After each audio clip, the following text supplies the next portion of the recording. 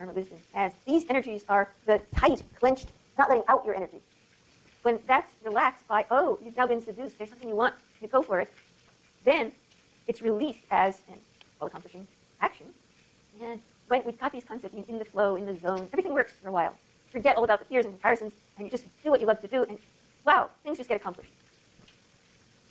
So now, the good activity is talked about as destroying obstacles, and the idea is that when you're in the zone that way, you'll just, sweep aside any obstacles and do what needs to be done. It's the fruition of your do what needs to be done of anger, care for what needs care, be wrathful if necessary. Here's the so-called deity. He's got the freedom from fear, and he's got his cross Vajra. So here's our cultural image, right? The superheroes, they've got powers, they just do it.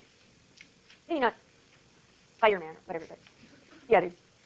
Now the paper, you finally sit down and you write it. You're inspired, you're in the flow. The day after it was due, or, but you finally got to, or you're staying up all night. Okay, last one, Buddha, center. Ignoring laziness. All right, what's the wisdom in laziness? You just can't do anything, but there isn't a wisdom aspect of.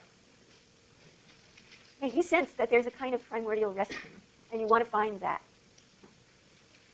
And what this wisdom adds is that you find that the completion of action sees the true form of unified, self-existing, all-encompassing openness. And you do that when you rest after, that feeling of now you've finished the paper, you've turned it in, you've finished everything. The universe appears. It will happen. Then you'll have another one. Okay, the wisdom of all-encompassing space. Chilling, what do we do for this in daily life? Chilling out, finishing something. And there's this Australian song that's very haunting. If you ever hear it, it only haunted me after I'd heard it. I don't remember who did it, but it's all over now, and I'm easy. It's kind of a sheep farmer who's gone through each verse of terrible things he's gone through, but now he's sitting in his rocker. Very good activity. Now, there's no special activity. This is the ground. And here he is. It's all-encompassing. He's got multiple faces, and his hands are either open or he's holding that wheel. Okay, the paper, you finished it. You know it's good. It's just what it is, and you can pause. And there's a sense of grace that comes in. Several of you, 2 people emailed me about the last lecture saying, that sounds like you're talking about God. And one of them was happy, finally you're talking some sense, and the other one was, oh, it's just what I'm trying to get away from. And anyway, next Wednesday I will talk about that comparison. But this sense of grace also corresponds to an experience that one has. So there are useful lessons in all this, and the mandala structure is only one way of getting at this.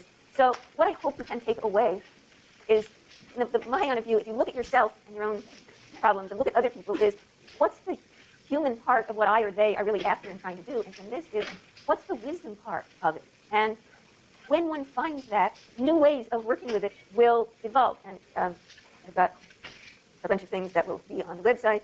So, forget the complications, or look at the complications, think about them, but just look for this. And I found that doing this kind of thing helps.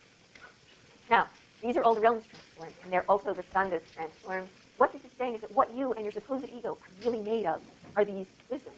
So we started out, all of this was kind of negative, right? Samsara, bad, pain, suffering. Oh, look, you're a wisdom being. Not only that, but remember the 3 marks of existence? Well, they correspond to the 3 qualities of the basic enlightened mind of basic ground that I talked about last time. And you've got a potential study question of which corresponds to which. So you can think of, and what does that mean? So you had impermanence, egolessness, suffering, and then you had spontaneity and perfection, and so on. Okay, see how they go together. We've come full circle to the beginning. You've got all the parts of your first jhana now in the form of the last jhana. So the journey is complete. You've reached that essence and return to the world.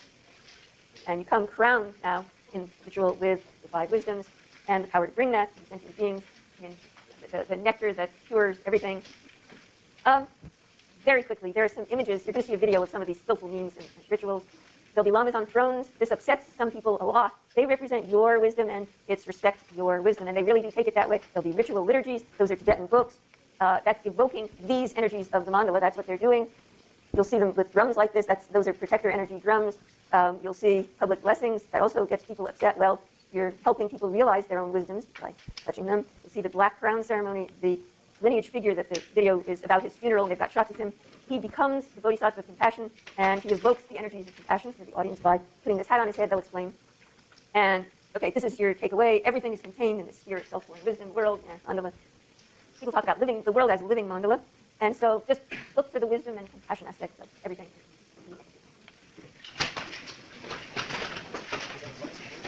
And be wise about writing your papers.